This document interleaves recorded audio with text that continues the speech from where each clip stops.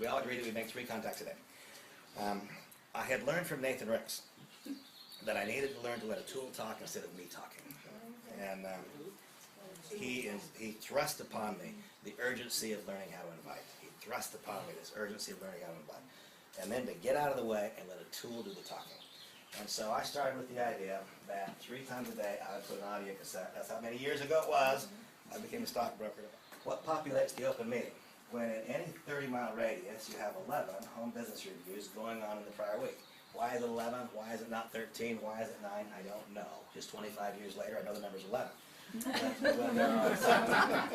That's the truth. If you've got 11 home business reviews going on in a week within a 30-mile radius of the open business presentation, now you have people who listened to an audio or they watched a video, they came to the presentation on purpose, and now what did they see? They came to your home, they probably met with one brand new distributor who didn't know much, but they got some juice, they had a chance to try the product, maybe they bought a bottle, they've seen a presentation. Now their next step in evaluation is to show up at the open meeting. That's the next step on the ladder of escalation. If a person comes to the open meeting as their first step on the ladder of escalation, where do you go next? Kind of tough, you know. And by the way, if the open meeting is 95% distributors, that's not the problem. That is a symptom of the problem. The problem is that there weren't 11 home business reviews that went on in the prior week that each had 7 prospects in the room who could now arrive there to decide. Because that's what the open meeting is for. It is for those people who are in the decision-making process to decide, and it is a belief builder for those who are already in the business. It doesn't build belief if it's 95% distributors. It does the opposite. But if it's 50% new people and 50% distributors, then it fills its purpose. When we don't have enough of this stuff going on, then that doesn't work. What's the next step of the ladder of escalation? You come to the open meeting, and typically by now the person is enrolled. Usually by now they are enrolled. They might get enrolled before that. Now the spoken wheel, what is it? Now it's a little bit different. Now, this is no longer the open meeting. Now this is the regional. And the person who is conducting the regional is the one who has been most effective in conducting the open meetings that have gone on in the surrounding area.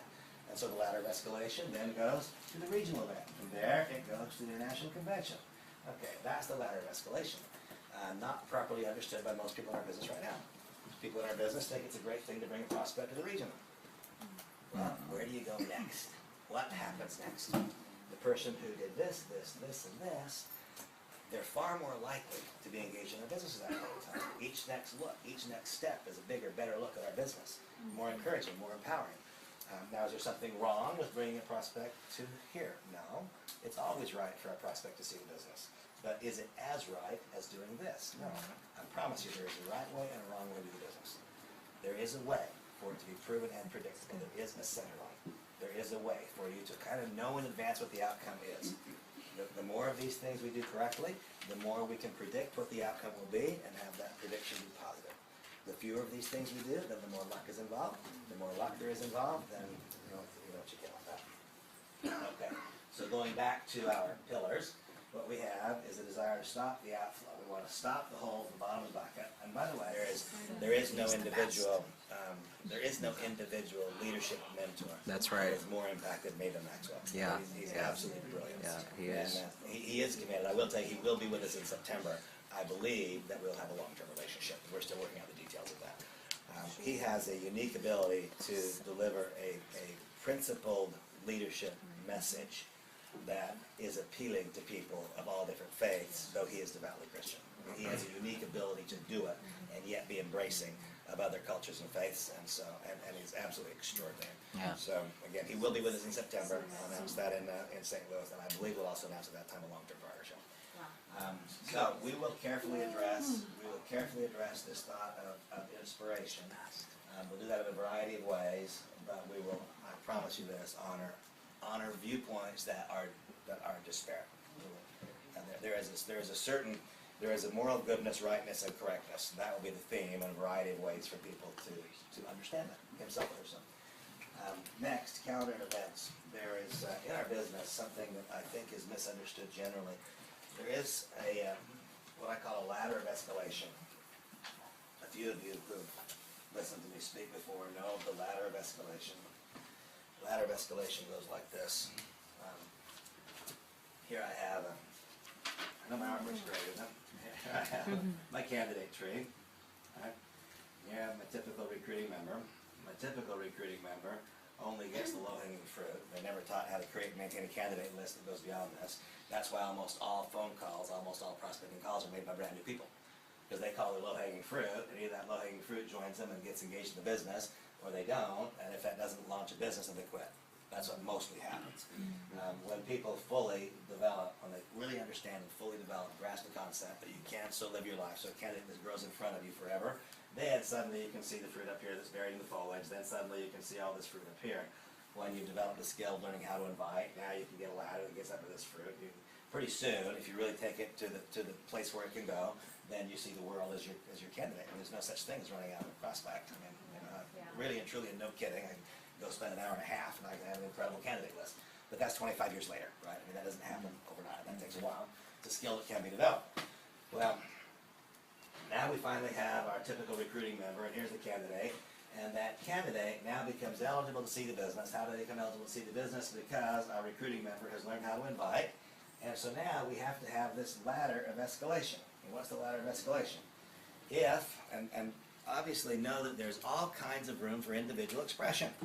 What I will show you, not just now, but over the course of the coming weeks and months, is what I describe as the center line. Okay, here's the center line. I will tell you that if you do the things that I do, the way that I teach you to do them, that the result for me has been one of the most remarkably successful careers in this industry. I mean, there's just very, very, very few peers. My income has just always gone up. It's gone up if the company was going down. My business has never gotten smaller. It's always gotten bigger. When it was time for me to change my direction because I needed to be around new people, I sold my business for $7 million. It took a matter of only months to be back over $150,000 a month. I mean, there are very, very, very few people who have had an experience like the one that I've had in this industry. And that is because I was taught a center line years ago. Almost nothing that I teach you is of my own device. I teach you what I was taught. I mean, what I teach you is what I was taught by Nathan Rex, Craig Tillotson, Craig Bryson, Jeff Roberti. It happens to be expressed via my personality instead of theirs. But I'm teaching you what I was taught that made it possible for me to do these things. There is a center line. Now, there's all kinds of room for individual expression. If Andre wants to go and do something different, great. I never tell somebody to stop doing something that's working. If you're doing something that's working, keep doing it. When it stops working, and it will, know that there's a center line. It will. I mean, that's it. It happens over and over and over again. We all have our unique situations that make it possible for us to succeed in some way. I've got this enormous circle of influence because I own a great big company, and I've got all these guys that have to join me. It makes it look like I know how to do network marketing. But pretty soon, that stops working. Right? There comes a time when almost everything that is unique to you stops working. And now we have to get to what works generally for all, and that's the center line. That's the proven predictable pattern of activities. So please don't anybody say, I've got something that's working and Randy told me to stop doing it. No, do what you're doing until it stops working.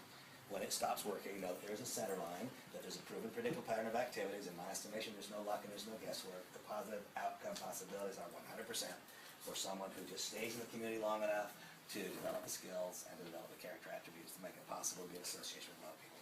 Okay. So the first step on the ladder of escalation. I would like the first step on the ladder of escalation to be the simple delivery. And by the way, if I say something that you're a leader, if you're in Lance's group and I say something and you have a question about it, ask Lance. And if Lance has a different opinion, do what Lance says. Okay? And I want to be really clear. I want to grow and edify leadership. I don't ever want to be in conflict with leadership. If you're in Andre's group and I say, you misunderstand, check with Andre. And then you act on Andre's clarification. Okay?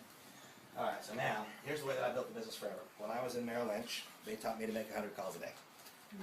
100 calls a day, 100 calls a day, 100 calls a day. And it took me a long time to get there, but finally I arrived at a point where I could make 100 calls a day. Not very many can do that. You've been a broker. Not many make 100 calls a day, right? That, by the way, takes zero skill. None. It takes only willingness. You can dial the phone 100 times a day. You can read a script. You can do that. We don't because it's uncomfortable.